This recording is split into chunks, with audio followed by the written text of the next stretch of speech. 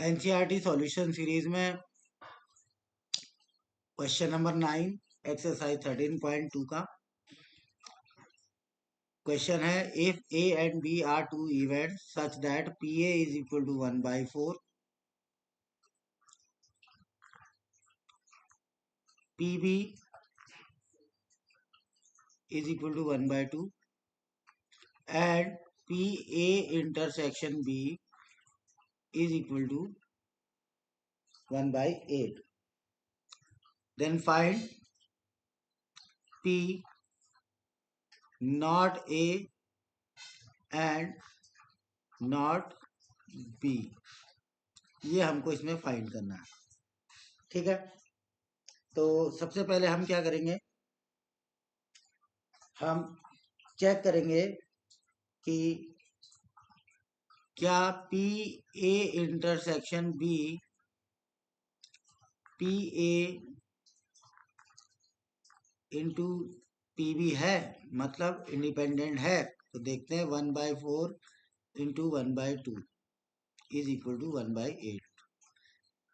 मतलब कि जो फंक्शन जो हमारे इवेंट है, event A and B are independent, है ना। मतलब जो इवेंट है हमारे ए और बी, ये क्या है, इंडिपेंडेंट है। तो it mean A dash and B dash are also independent. इसका मतलब है कि ए डैश और बी डैश भी क्या होंगे, ये भी इंडिपेंडेंट होंगे। तो हमारा फॉर्मूला क्या बनेगा, probability A dash intersection B dash is equal to probability A dash into probability B dash. यहां से हम देखते हैं हमको P A dash intersection B dash जो कि होता है P not A and not B is equal to P probability A dash into probability B dash आ रहा है। तो हम प्रोबेबिलिटी ए डैश को आप लिख सकते हैं 1 minus P A into probability B dash को हम लिख सकते हैं 1 माइनस पी बी, क्योंकि नॉट के लिए जो हमें प्रोबेबिलिटी निकालनी पड़ती है वो 1 माइनस करके निकालनी पड़ती है, ये हमने पढ़ा हुआ है। यहाँ पे आ गया 1 माइनस 1/4, 1 माइनस 1/2। तो ये कितना हो जाएगा हमारा, ये हो जाएगा 3/4 इंटू 1/2 और फाइनल आंसर हमारा आ जाएगा 3/8। तो कहने का मतलब है probability not A and not B is equal to 3/8 हो जाएगा। ठीक है, अब आगे हम एक्सरसाइज 13.2 में ही क्वेश्चन नंबर 10 देखेंगे। स्क्रीन पे ये है आपके question number 10। Events A and B are such that P A probability A is equal to 1/2, probability B is equal to 7/12 and P not A or not B is equal to 1/4। ठीक है, state whether A and B are independent। तो अब इस question में देखो थोड़ा सा पूछने का तरीका चेंज हो गया है, और यहाँ पर एक वर्ड आया है और। इससे पहले वाले क्वेश्चन में हमारे पास वर्ड क्या आया था, एंड, है ना। इससे पहले वाले क्वेश्चन में वर्ड क्या था, एंड, और यहाँ पे क्या है, और। तो एंड का मतलब होता है इंटरसेक्शन और का मतलब होता है यूनियन। ठीक है, तो ये हमने क्लास 11th में पढ़ा हुआ है। तो प्रोबेबिलिटी नॉट ए और not B mean A dash union B dash is equal to है हमारे पास 1/4, है ना। तो हमें मालूम है, as we know A dash union B dash by the set theory is equal to A intersection B whole dash, इसके equal होता है। और इसको हम लिख सकते हैं 1 माइनस A इंटरसेक्शन B। तो यहां से हम वैल्यू रखेंगे तो A dash union B dash की वैल्यू जो हमारे पास है वो हमें क्या मिलती है देखते हैं। Probability A dash union B dash is equal to 1 minus probability A intersection B। Value रख देते हैं, यहाँ पे वैल्यू आएगी 1/4, यहाँ हो जाएगा 1 minus P A intersection B। तो P probability A intersection B कितना हो गया हमारे पास 1 माइनस 1/4 और जो कि हो जाएगा 3/4।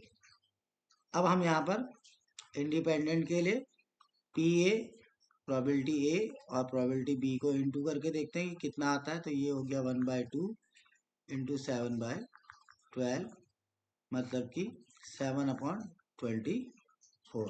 तो आप देख रहे हैं कि probability A into probability B is not equal to probability A intersection B, equal नहीं आ रहा है। तो हम लिख देंगे A and B are not independent. ठीक है। क्वेश्चन नंबर 10 के बाद क्वेश्चन नंबर 11 देखेंगे। क्वेश्चन नंबर 11 ये है हमारे पास, given 2 independent events A and B such that PA 0.3 PB 0.6। हमको सबसे पहले फाइंड करना है प्रोबेबिलिटी A एंड B। तो फिर वही वर्ड आया P एंड B मतलब PA इंटरसेक्शन B। इंटरसेक्शन में इंडिपेंडेंट इवेंट के लिए हमें पता है P probability A intersection B is equal to होता है PA इंटू PB। हमें दे रखा है कि दोनों इवेंट्स क्या है, इंडिपेंडेंट है। प्रोबेबिलिटी A की जगह वैल्यू रख देंगे 0.3 और प्रोबेबिलिटी B की जगह वैल्यू रख देंगे 0.4, मल्टीप्लाई करेंगे 0.12। तो इसका आंसर रहेगा 0.12। ठीक है। यहाँ पे वैल्यू है प्रोबेबिलिटी बी की 6। अच्छा, तो 6 के लिए हमें 6 की वैल्यू लेनी पड़ेगी 6 ही, मतलब यहाँ पर थोड़ा सा करेक्शन करना पड़ेगा हमको। करेक्शन हमारा ये रहेगा प्रोबेबिलिटी बी इज 0.6।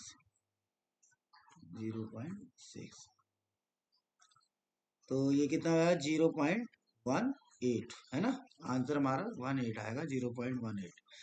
सेकंड हमारा है probability A and not B. अच्छा, यहाँ पे क्या है probability A not B, it means probability A intersection B dash. फिर वही बात क्या कि इंडिपेंडेंट इवेंट है तो कितना हो जाएगा probability A into probability B dash. अच्छा, प्रोबेबिलिटी ए तो ऐसे ही रहेगा और प्रोबेबिलिटी बी डैश को हम लिख सकते हैं 1 माइनस प्रोबेबिलिटी बी। सॉल्व करेंगे 0.3 इंटू 1 माइनस 0.6 मतलब 0.3 इंटू 0.4। जब हम इनको मल्टीप्लाई करेंगे तो कितना आ जाएगा 0.12। तो ये आंसर आएगा हमारा 0.12 सेकंड का। थर्ड है प्रोबेबिलिटी ए और बी। अब यहाँ पे फिर वही वर्ड आया और, मतलब प्रोबेबिलिटी ए यूनियन बी। और प्रोबेबिलिटी ए यूनियन बी के लिए फॉर्मूला हमें मालूम है, प्रोबेबिलिटी ए बहुत सारे क्वेश्चन कर रहे थे कल हमने प्रीवियस वीडियो में आप देखना चाहे तो वहां से दे सकते हैं, इस फॉर्मूले पे based P A plus P B minus P A intersection B. अब पी ए की वैल्यू हमें मालूम है, पी ए की वैल्यू क्या है हमारे पास 0.3, पी बी की वैल्यू भी मालूम है हमें 0.6। अच्छा, प्रोबेबिलिटी ए इंटरसेक्शन बी हमने निकाला है, ये देखो फर्स्ट पार्ट में निकाला है 0.18। सॉल्व कर लेते हैं, 0.9 माइनस 0.18, ये कितना हो जाएगा हमारा माइनस करके 0.72। Last part, fourth part, probability neither A nor B. तो पहले इसका मीनिंग समझ लेंगे, neither A nor B mean probability A dash and B dash. मतलब कहने का मतलब क्या है, probability A dash intersection B dash.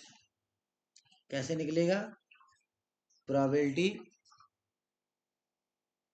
A union B whole dash, मतलब 1 minus probability A union B, और इसकी वैल्यू हमने अभी निकाली थी ये लास्ट थर्ड पार्ट में 1 माइनस 0.72।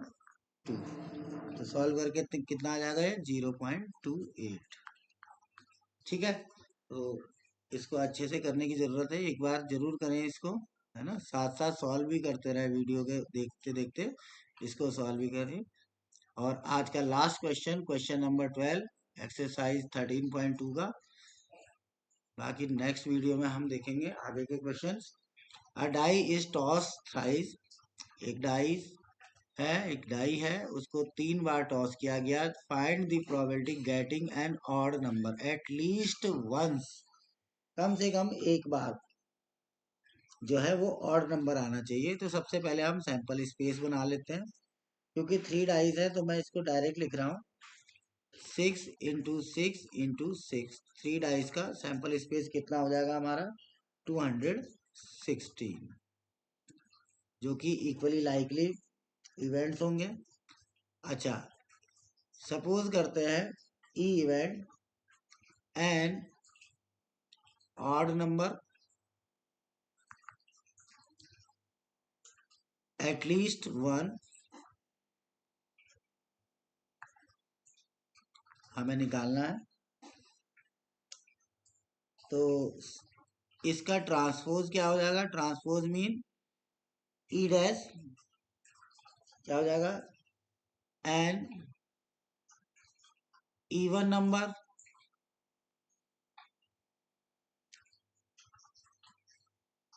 On all throws. ठीक है,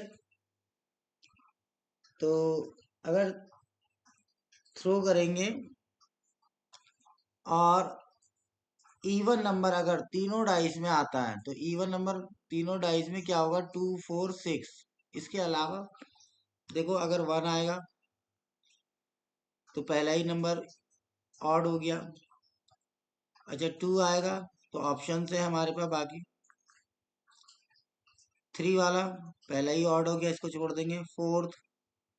4 में भी बाकी आएंगे। 5th में पहला ही ऑड आ गया तो इसको छोड़ना पड़ेगा, और 6 में भी हमारे बाकी 2 आएंगे। अच्छा, यहाँ पर देखेंगे सेकंड पोजीशन में ये तो हमारे नहीं आएंगे, इसका मतलब इवेंट्स नहीं होंगे ये, even number on all throws.